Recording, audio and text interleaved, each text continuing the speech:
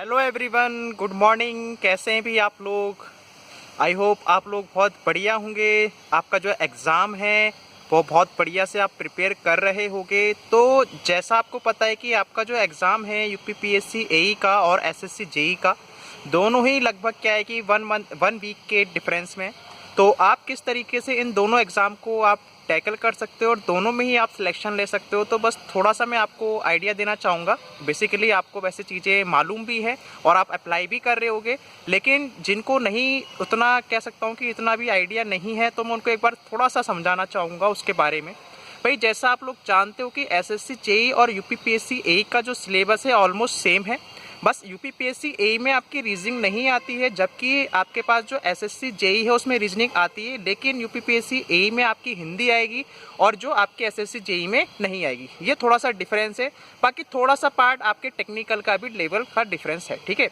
मतलब क्या है कि जेई का लेवल अलग होता है, एई का लेवल थोड़ा सा अलग रहेगा और एक आध सब्जेक्ट है, जैसे आप देख सकते हो कि रोबोटिक्स उसमें आ रहा है, एई में, जेई में नहीं है। तो कहने का मतलब क्या है कि लगभग 90% चीज़ें क्या है भी सेम है। और अगर आप यूपीपीएससी एई को अपना टारगेट लेके चलते हो तो आपका ऑब्वियस सी बात है जेई तो आपका ऑलमोस्ट मतलब क्लियर हो ही जाएगा, ठीक है।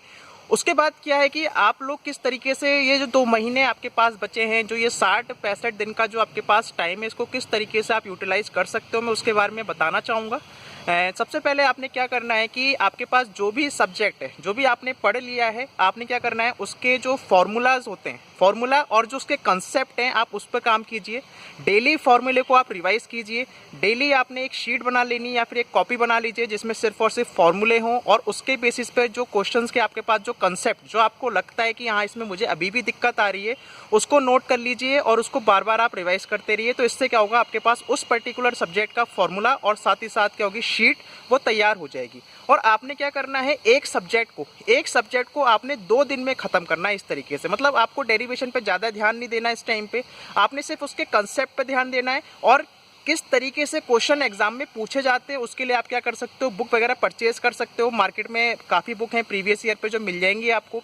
एक तो आप ईएससी के क्वेश्चंस लगा लीजिए जो काफ़ी आपको हेल्प करेगा, क्योंकि आपको पता है कि ये सिर्फ एग्जाम से प्री लेवल का है। मतलब क्या है कि इसमें सिर्फ ऑब्जेक्टिव है, उसके बाद कोई रिटन एग्जाम नहीं है। तो जो लेवल हो सकता है, जो ईएससी का जो प्रीवियस ईयर होते हैं, आप उसको ले लीजिए प्री वाला, ठीक है। आपका काम हो जाएगा ऑब्जेक्टिव का। और मार्केट में और भी बुक मिल रही है, जैसे क्या जितने भी आपके पास जो यूपीपीएससी ए के जो प्रीवियस ईयर पेपर, आप उसको तो जरूर लगाइए। और साथ ही साथ क्या होता है, जो पीसीएस में, जैसे आपको पता है कि हम मेन सब्जेक्ट अपना मैकेनिकल इंजीनियरिंग लेते हैं, तो जितने भी पीसीएस के एग्जाम्स हैं उसमें जिसका भी मैकेनिकल इंजीनियरिंग होता है, तो आप उसके क्वेश्चन भी लगा सकते हैं। तो आपको बुक अवेलेबल हो जाएगी, आप फ्लिपकार्ट या अमेजन से कहीं से भी आप परचेज कर सकते हो, ठीक है। यहाँ से आप कहीं से भी ले सकते हो। दूसरी बात क्या है कि दूसरी बात जो हम लोग लैक करते हैं, वो इस वजह से लैक करते हैं कि हम कोई टेस्ट सीरीज ज्वाइन नहीं करते। ये हमारी बहुत बड़ी कमी है कि हम टेस्ट नहीं लगाते हैं। हम लोग सोचते हैं कि हम लोग क्या करेंगे, जो एग्जाम में बैठेंगे तभी हम अपना पेपर देंगे और तभी हमारा हो जाएगा। तो ये गलती आपने नहीं करनी है, ऐसा मौका आपको बार बार नहीं मिलेगा। तो इसलिए आपने क्या करना है, एक बहुत अच्छे इंस्टीट्यूट की, आपको पता है कि जो बहुत बढ़िया इंस्टीट्यूट्स होते हैं, ठीक है, तो आप उनकी क्या करो, टेस्ट सीरीज ले लो। जो भी टेस्ट सीरीज है थोड़ी सी महंगी है, लेकिन क्या है, वर्दी है, क्योंकि आपको भाई यही जो टेस्ट सीरीज है आपको एक कॉन्फिडेंस लाएगी, आपको एक आइडिया लगेगा पेपर का, किस तरीके से एग्जाम में पेपर बनने वाला है। और ये बहुत ही बढ़िया टेस्ट सीरीज होती हैं, क्योंकि ये बहुत अच्छे से एनालाइज करते हैं और कोशिश करते हैं कि जो उनके टेस्ट सीरीज के क्वेश्चन है वो आपको हूबहू एग्जाम में देखने को मिल सकते हैं। तो मैं आपको यही कहना चाहूँगा कि अगर आपने टेस्ट सीरीज अभी तक परचेज नहीं की है तो आप टेस्ट सीरीज कर लीजिए। और आप कोशिश कीजिए कि एक सब्जेक्ट को 2 दिन में ख़त्म करने की। आपका एक सब्जेक्ट 2 दिन में ख़त्म हो जाना चाहिए। आपको इस तरीके से अपनी चीज़ों को आप लेके चलना है, क्योंकि आपका वो टाइम नहीं है कि आप एक कॉपी को, एक सब्जेक्ट को 6-7 दिन दे रहे हो, वो टाइम नहीं बचा है। आप जितना रिवीजन करोगे, जितने क्वेश्चंस लगाओगे और जितने टेस्ट दोगे, और टेस्ट के साथ साथ आपको एनालाइज ज़रूर करना है। अगर आप एनालाइज नहीं करोगे तो टेस्ट देने का कोई फ़ायदा नहीं है, ठीक है। जो आपको एनालाइज करना है 1 से 2 घंटा, जो भी आपको लगता है उस टेस्ट को सीखिए, गलती कहाँ पे करी है, और आपको कुछ नई चीज़ सीखने को मिलती हो तो उसको आप नोट कर लीजिए, ठीक है। तो ये आपको करना है। बाकी आपका जो सिलेबस है, आपको हिंदी जरूर से ज़रूर पढ़नी है। आप हिंदी के लिए कोई भी बुक खरीद सकते हो, ठीक है। यहाँ पे आपकी जो ग्रामर आएगी वो सिंपल ग्रामर होगी, ज़्यादा टफ हिंदी नहीं पूछी जाएगी एई में।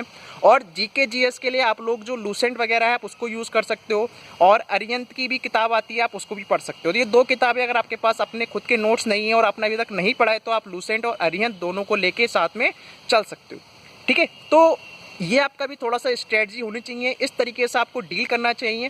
तो मैंने सोचा कि आपको थोड़ा सा बता दूं, थोड़ा सा